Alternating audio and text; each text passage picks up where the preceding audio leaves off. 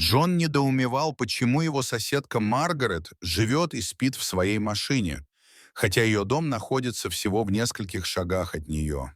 Какой бы дружелюбной она ни была, Джон никогда не видел, чтобы она заходила в свой дом. Когда Джон, наконец, вошел в ее дом, он понял, почему она никогда туда не заходила. Он не мог поверить своим глазам.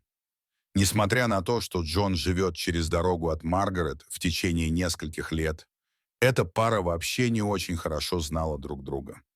Единственное, что Джон действительно знал о Маргарет, так это то, что она несколько лет назад вышла на пенсию и жила одна. У нее был собственный дом и машина. Казалось, у нее была хорошая жизнь. Так что же происходило? Когда он взглянул на ее дом, то сразу понял, что что-то не так. Жалюзи на всех окнах были закрыты, и дом был не в лучшем состоянии. Трава заросла, окна были грязными, и даже краска выцвела. Однажды Джон проходил мимо ее машины и услышал плач Маргарет. Он немедленно побежал проведать ее и обнаружил, что она отчаянно роется в пластиковых пакетах на заднем сиденье своей машины. «Что случилось?» — спросил Джон. Осматривая вещи в своей машине, Маргарет обнаружила, что не может найти одну очень важную вещь. Когда Джон спросил, где она может быть, Маргарет указала пальцем в сторону своего дома. Казалось, она боялась даже переступить порог своего дома и покинуть безопасное место в своей машине, которая даже перестала передвигаться. Затем она спросила: «Джон, может быть, ты сможешь зайти внутрь и забрать это?» Мужчина был готов помочь и наконец-то узнать то, что было в том доме, и почему Маргарет пришлось сбежать. Джон узнал, что она искала фотографию своих родителей, которую оставила в доме. Когда Джон направился к дому, вид разбитой черепицы на лужайке перед домом заставил его в ужасе поднять глаза.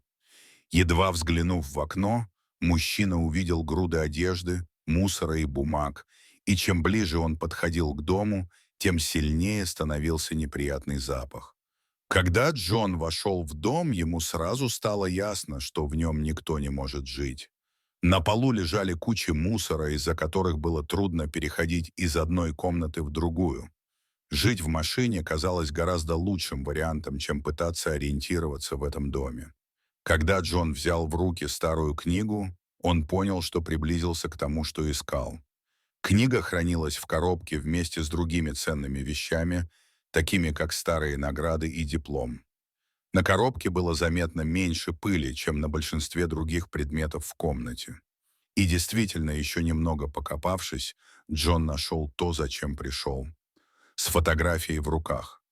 Мужчина был готов покинуть дом так же быстро, как и вошел, но потом он увидел старый обветшалый книжный шкаф. Шкаф представлял собой странное зрелище. Он был слегка отодвинут в сторону, и Джон увидел зияющую дыру в стене за ней. Он знал, что у него больше никогда не будет такой возможности, поэтому он отодвинул шкаф подальше, чтобы проникнуть в комнату, и именно там он увидел то, чего никак не ожидал.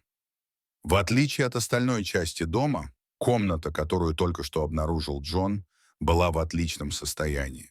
Хотя в комнате было слабое освещение, было очевидно, что цветные фотографии, развешанные по стенам, были очень важны для того, кто жил в этой комнате. Когда Джон вышел из дома, он сразу же сообщил Маргарет, что в ее доме небезопасно. Услышав это, Маргарет сказала: «Я и понятия не имела, что все так плохо». Она согласилась пригласить специалиста в дом, чтобы избавиться от плесени и кучи мусора.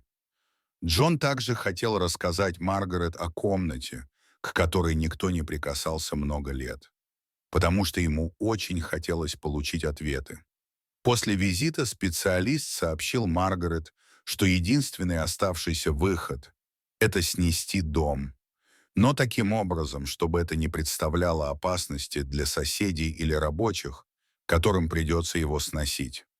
Был только один выход, и это означало, что к утру от дома Маргарет ничего не останется. В связи со странными обстоятельствами была вызвана пожарная служба. Они не будут тушить пожар, они начнут новый. Но прежде чем дом можно было снести, большинство предметов внутри пришлось вывести на свалку. К сожалению, из-за большого количества плесени в доме спасти удалось очень немногие вещи, а хранить что-либо, находящееся рядом с плесенью, было бы опасно для здоровья. С помощью пожарных и нескольких волонтеров вещи Маргарет удалось спасти и перенести из дома во двор, где все это будет упаковано.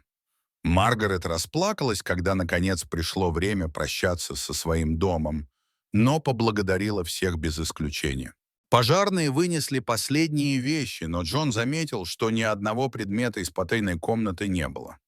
Пока бушевал пожар, Маргарет и Джон наблюдали, как дым поглощает фасад дома.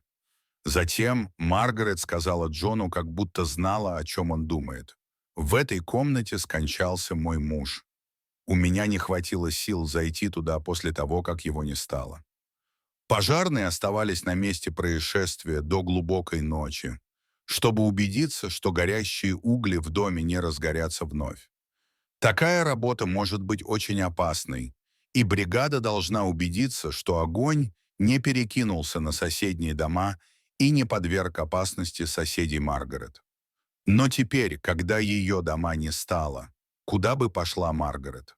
Куда бы она пошла, став свидетельницей полного разрушения дома, который она построила и в котором прожила свою жизнь? Вскоре выяснилось, что машина, в которой она спала, не станет ее последним пристанищем. К счастью, друзья, которых она приобрела за свою жизнь, ухватились за возможность помочь ей. Когда все ее необходимые вещи были уложены в машину, Джон помог ей найти жилье. Ближайшая община для пожилых людей, казалось, была лучшим выбором для этой пожилой женщины. Маргарет давно пора было остановиться в гостеприимном месте, где было бы с кем поговорить. Сообщество пожилых людей приняло Маргарет с распростертыми объятиями. Хотя она, очевидно, все еще переживала смерть своего мужа, Маргарет чувствовала себя лучше, находясь в окружении своих сверстников, имея место, где можно жить в соответствии с ее потребностями. Качество жизни Маргарет улучшилось в десятки раз после того, как она перестала жить в машине. Она начала заниматься физическими упражнениями и перестала есть фастфуд и еду на вынос, к которым привыкла. Она также поддерживала связь с Джоном и часто благодарила его за помощь в ее ситуации. Вскоре Маргарет смогла эмоционально оправиться от смерти мужа. Потребовалась лишь поддержка нескольких верных друзей и их честность, чтобы изменить ее ситуацию и сделать ее жизнь лучше. Дорогие зрители, что вы думаете об этой истории?